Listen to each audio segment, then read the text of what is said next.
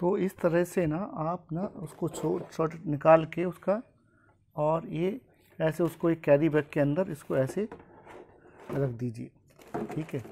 इस तरह से आप इसको स्टोरेज करके, और ये देखिए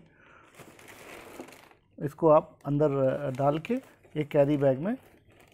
एक बैग में रख के, और इसको ये जो है ना इसका लिड वगैरह जो है ना,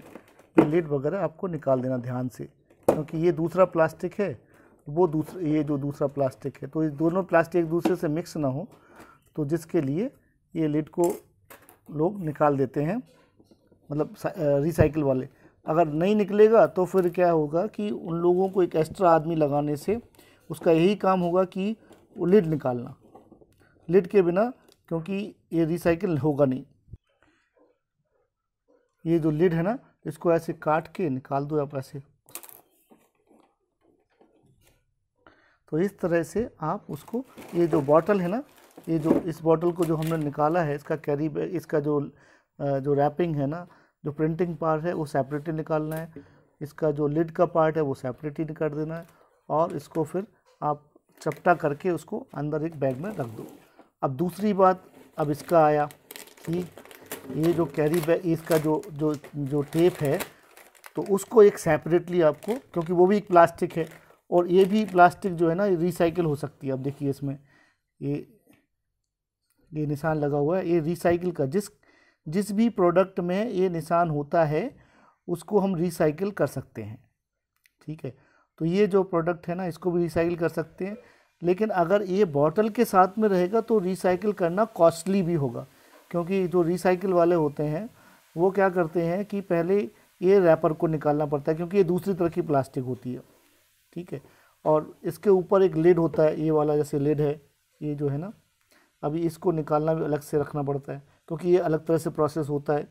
और ये अलग तरह से प्रोसेस होता है, और ये जो है ना ये अलग तरह से प्रोसेस होता है, ये जो,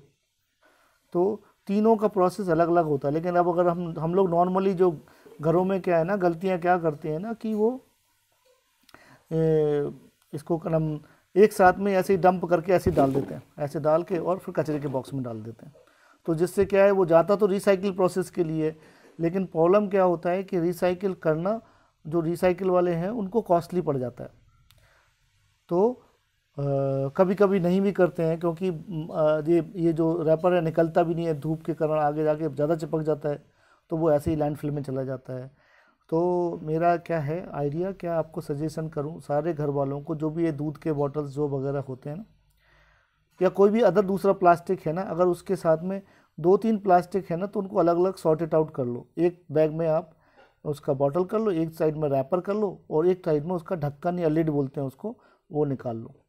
तो ये जो करना बहुत आसान हो जाता है रिसाइकिल वालों के लिए, क्योंकि ये जाता है, फिर वो वहाँ से कलेक्ट करते हैं जहाँ से भी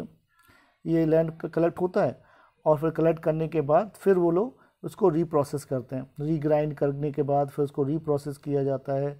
और फिर उसको वॉश करने के बाद फिर इसको द्वारा रॉ मटेरियल अलग बन जाता है, और फिर इसको जो इंडस्ट्रीज़ वाले हैं इसका रॉ मटेरियल यूज़ कर लेते हैं दूसरे साइड में। तो इस तरह से इसका हम जो घरों में रहते हुए रिसाइकिल इंडस्ट्रीज़ या प्लास्टिक इंडस्ट्रीज़ को हम सपोर्ट कर सकते हैं। बस थोड़ा सा टाइम लगता है, ज़्यादा टाइम नहीं लगता है, और निकाल के बस वो आप जैसे फेंकते हैं एकदम, आपके एकदम जो कचरे का बॉक्स होता है उसमें डालते हैं, वैसे डाल सकते हैं उसको, कोई प्रॉब्लम नहीं है। या आपके नियर बाई कोई यार्ड है जो रिसाइकिल करता है, तो उसको ले जाके आप ये डिलीवर कर सकते हैं, अगर पॉसिबल है। नहीं पॉसिबल है तो जहाँ डाल दिए, वो जाता है वहाँ पे, तो वहाँ जाके वो लोग वहाँ पे कलेक्ट कर लेते हैं, और जहाँ से भी ये एकदम कलेक्ट कचरा कंप्लीट मिक्स होके जहाँ जाता है ना, तो वहाँ पे आदमी लगे हुए हैं, वो सॉर्टेड आउट कर लेते हैं। लेकिन ऐसे अगर है कचरा, ये जो वेस्ट है, तो इसको बेस्ट बनाने में टाइम नहीं लगता है, रिसाइकिल करने में टाइम नहीं लगता है, और प्रोसेस फास्ट हो जाती है, और कॉस्ट कम पड़ती है, और जिसकी वजह से और अच्छा प्रोडक्ट भी बनता है, रॉ मटेरियल अच्छा बनता है। अभी तो इंडस्ट्रीज़ के रूल्स भी ऐसे आ गए हैं, नॉर्म्स आ गए हैं कि गवर्नमेंट खुद ही बोलती है कि आप हर प्रोडक्ट में 15 से 20% को यूज़ कर सकते हैं, आपके एकदम जो मटेरियल बना रहे हैं रिसाइकिल प्रोडक्ट को। तो जिससे कि जो प्लास्टिक लैंडफिल हो रहा है, वो लैंडफिल होने में कम होगा लैंडफिल, आपका नेचुरल एनवायरनमेंट कम होगा, प्लास्टिक ज़्यादा कम जाएगा लैंड के अंदर, तो फ्यूचर में जो आपका जो लैंड के अंदर जो मिक्स हो रही है प्लास्टिक, या समुंदर में प्लास्टिक जा रही है, या पानी में मिक्स हो रहा है नीचे, तो वो होना कम हो जाएगा अगर आप घरों घर में, हर घर में ये सपोर्टिंग सिस्टम बना लेंगे। ठीक है, बस इसके साथ ही मैं ये वीडियो को एंड कर रहा हूँ।